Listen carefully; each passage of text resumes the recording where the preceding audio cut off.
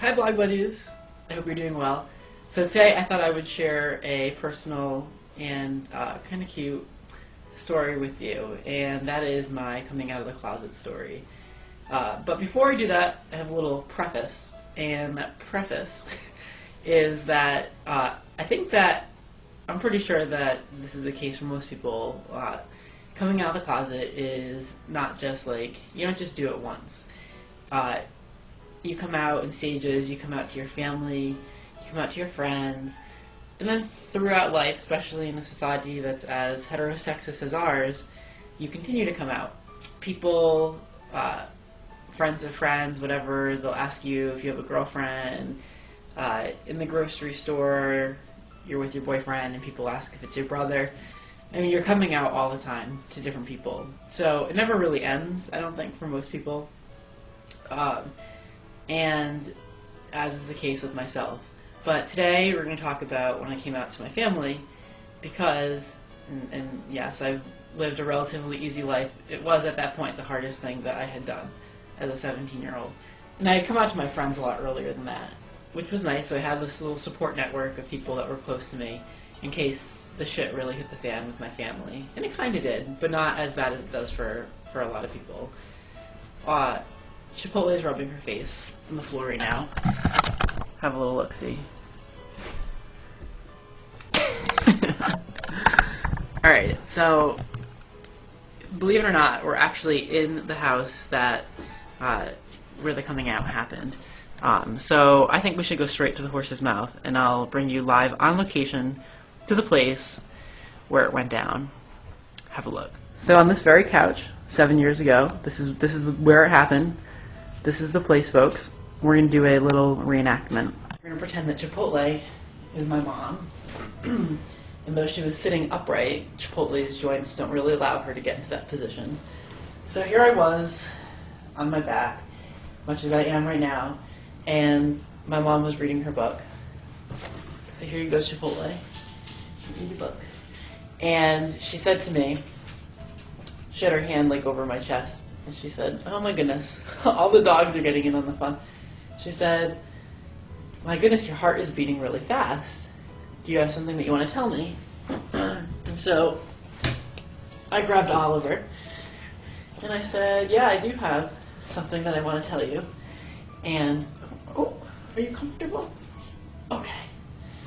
And she said, "Well, what is it?" And I said, I can't tell you.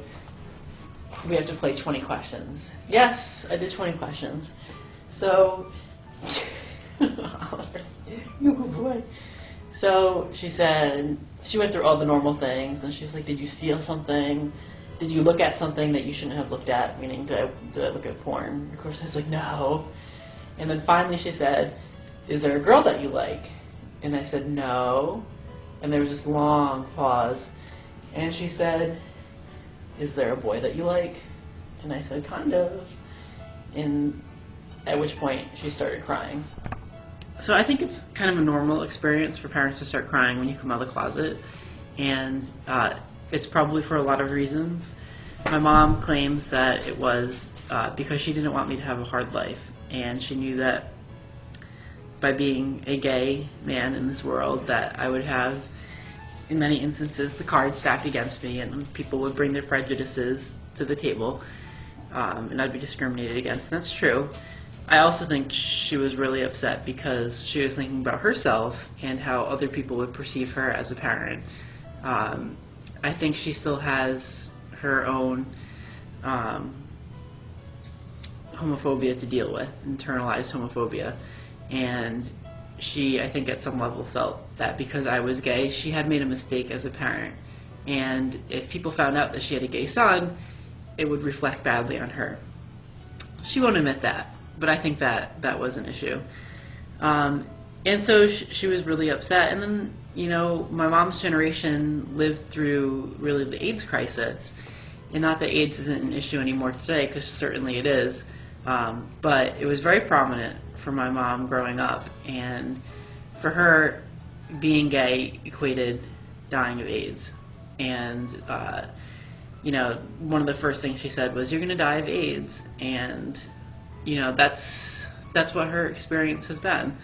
So this is where it happened, and I asked her not to tell my dad. Of course she did anyway. And, you know, it was probably 5 years before they were really comfortable with it. But if you think about it, you know, it had taken me 17 years to be comfortable enough to tell my parents that, you know, if it takes them 5 years for them to get comfortable with them, that's pretty good, and I can afford them that. There was none. They didn't kick me out of the house. They didn't disown me. They didn't send me to a therapist. Though they did send me to our local priest, and that was an experience in and of itself. Why would you send your gay son to a priest, a Catholic priest? That's beyond me.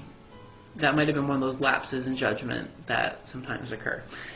Anyway, that's my coming out story. I'm really curious to hear your coming out story. That's the whole point of this. So, you know, if you have a video camera, then do a little talkie blog. A little talkie blog so that we can hear what your coming out story is. Or if you don't, you can type it in the comments either on YouTube or back on the blog at breaktheillusion.com. Those are the ones that I check the most. So I hope you enjoyed my coming out story, and I look forward to hearing yours. Have a fantastic day. Peace out.